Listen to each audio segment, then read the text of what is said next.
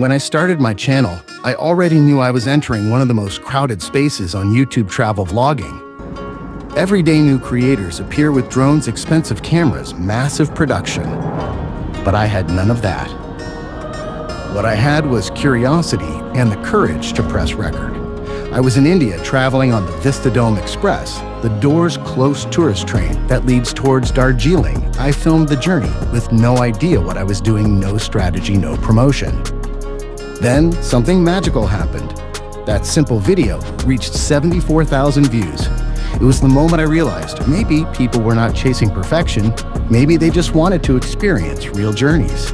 That day I understood I don't need to compete with big players, I just need to be myself. And that was the start of Shutterbug in Norway. After the unexpected success of my first train video, I began exploring the world through the windows of executive class carriages. I traveled on the Golden Pass Express Prestige class between Interlaken and Montreux, and the Glacier Express Excellence class from Zermatt to St. Moritz, Switzerland, showed me that trains are not just transport. They are stories running on tracks. Then Norway welcomed me with its golden train and the legendary Rauma Railway.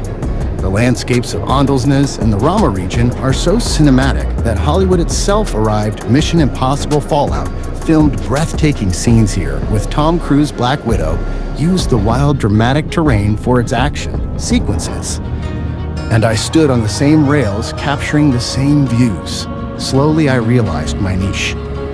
My viewers loved these premium train journeys.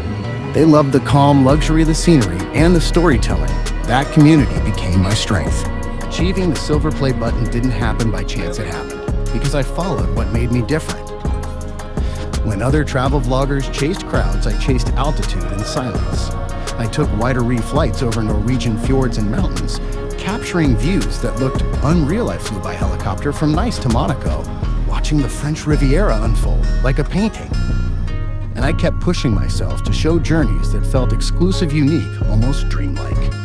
These experiences shaped my channel. They built a brand that stood apart, a space where viewers could escape into scenic comfort from trains to skies. If you enjoy my story, please like, comment, and subscribe to Shutterbug in Norway. Your support brought this channel from 0 to 100,000, and this is only the beginning.